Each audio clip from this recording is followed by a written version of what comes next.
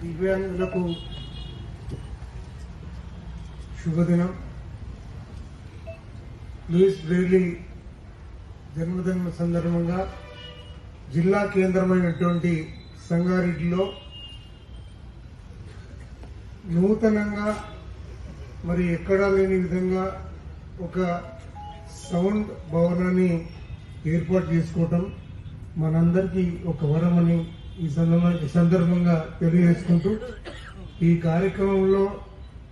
ముఖ్య అతిథి గౌరవనీయులు జిల్లా కలెక్టర్ గారు, జిల్లా సంక్షేమ అధికారి లలిత గారు, జిల్లా గ్రంథాలయ సంస్థ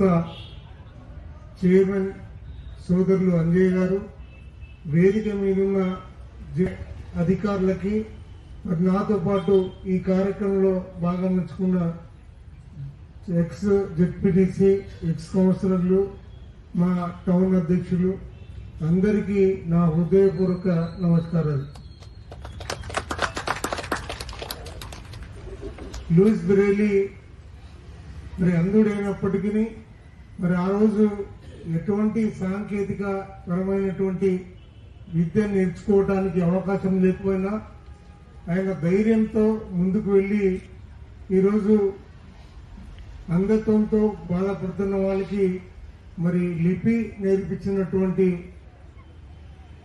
అందరికీ దైవ సమానమైనటువంటి